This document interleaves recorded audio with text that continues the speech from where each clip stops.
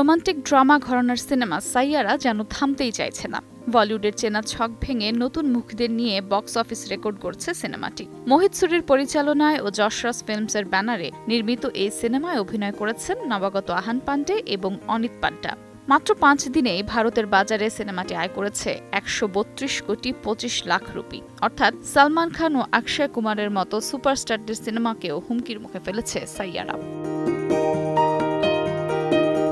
প্রথম দিনেই আয় ছিল 21 কোটি 50 লাখ রুপি, এরপর দ্বিতীয় দিনে 26 কোটি, তৃতীয় দিনে 35 কোটি 75 লাখ রুপি। সোমবার কিছুটা কমলেও ছিল 24 কোটি, আর মঙ্গলবার আবার বেড়ে 25 কোটি রুপি হয়েছে। 5 দিনেই 100 কোটি ক্লাব পেরিয়ে সিনেমাটি এখন টার্গেট করছে অক্ষয় কুমারের স্কাইফোর্সকে, যার আয় ছিল 134 কোটি 93 লাখ রুপি।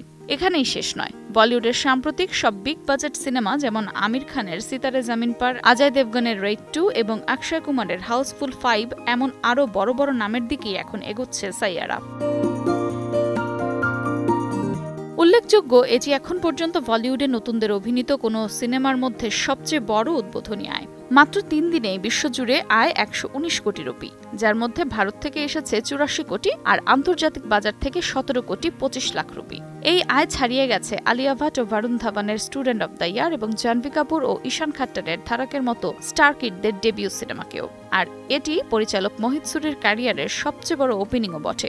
এক ভিলেন, আশিকি 2 কিংবা মার্ডার 2 এর ওপেনিং এর চেয়েও অনেক এগিয়ে সাইয়ারা। এদিকে তরুণ প্রজন্মকে সিনেমার প্রতি আকৃষ্ট করতে টিকিটের দাম না বাড়ানোর অনুরোধ জানিয়েছে প্রযোজনা প্রতিষ্ঠান যশরাজ ফিল্মস। একই সঙ্গে ছবির 2 মুখ্য অভিনেতা আহান ও অনিতাকেও রাখা হয়েছে প্রচারণার বাইরে।